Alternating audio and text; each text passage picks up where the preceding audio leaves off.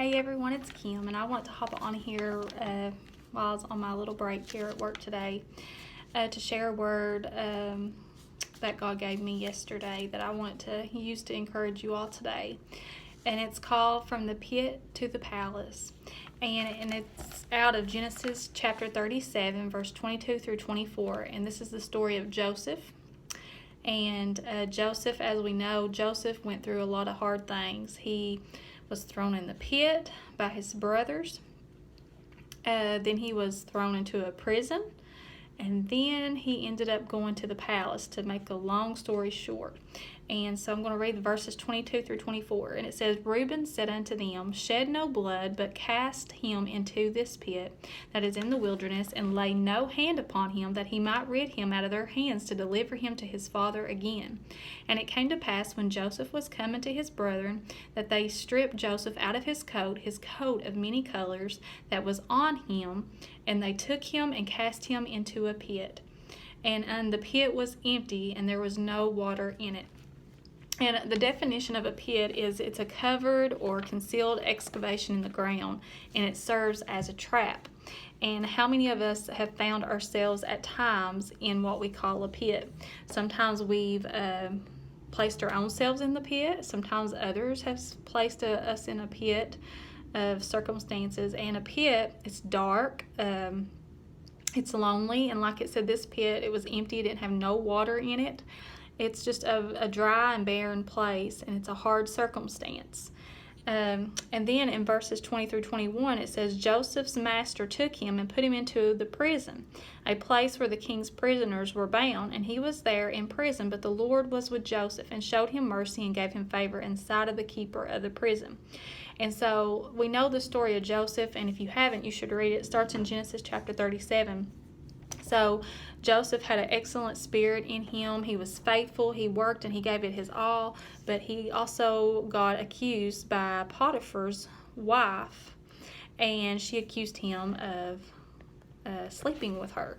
And he refused to do that, and she grabbed a part of his garment, and then she made accusations against him, and they threw him into the prison.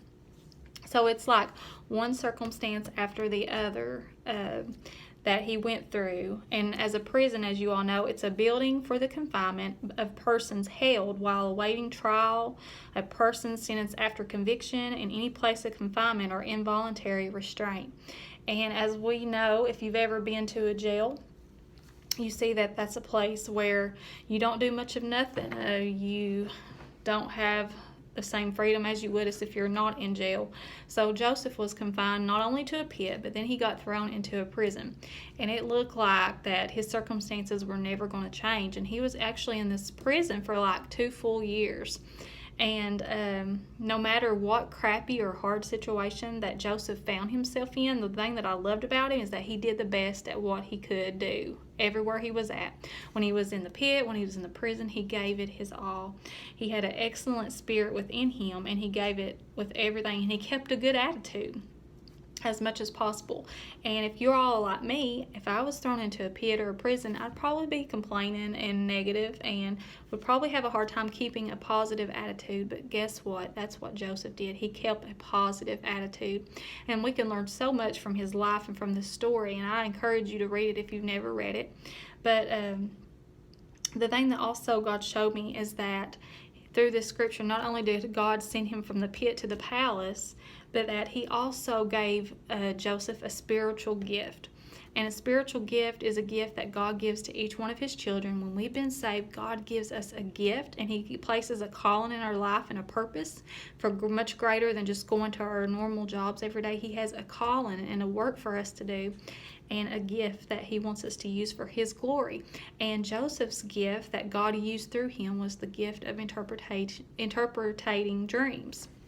And so while he was in the prison, God used Joseph to interpret the butler and the baker's dreams. They had dreams that was confusing them, and they wanted to know what they meant. And God used Joseph to reveal them what their dreams meant, and it actually happened. And Joseph reminded them, said, don't forget me when you go back up there. Don't forget that I helped you, and that God used me to help you. Well, they forgot him. And then the king, Pharaoh, he had a dream and it troubled him. And one of the people, the butler or the baker one, they remembered Joseph and how he interpreted their dreams. So they called for Joseph to come out of the prison, and Joseph used the gift that God had given him to interpret the king's dream. And God showed me through this is that no matter what pit or prison that you may find yourself in, if you keep being faithful and using the gift and the calling that God has for you, you keep being faithful in that, even in the darkest season of your life, even when nothing looks like it's moving, when it looks like everything is dark and it's like a famine. Remember that if we use our gifts that God has given us, not for our glory, but for God's glory, and to encourage and help others, then guess what? Our room will make room for us. Our gifts will make room for us. And it tells us in Proverbs 18:16, a man's gift makes room for him, and he brings him before great men. God will use your gift. If you are being faithful and you're doing what God's called you to do, and you're using the gifts and you're not burying them and hiding them. And I'll just be honest with you guys, I've not put many videos out here lately, and I've just been kind of hiding what God's been sharing with me all along the journey.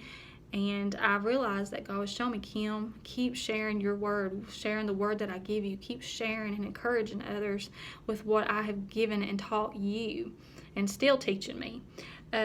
So God's saying that when we use our gifts, even in the darkest circumstances of our lives, when everything around us looks dark and we look like we're in a pit or in a prison, to keep being faithful using that gift, whatever that gift that God's given you for His glory.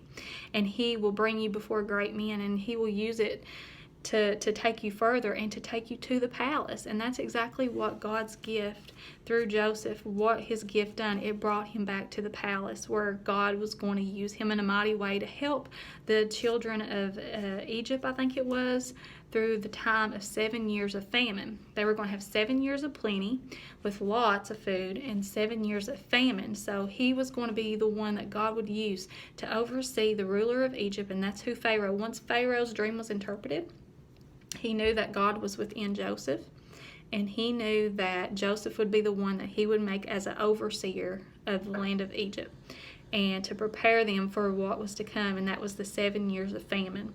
And he ended up saving not only his own family, his own brothers and family, but also the country, and as well as other countries during this time of famine. They stored up houses full of food so that they would not die and be destroyed through the famine.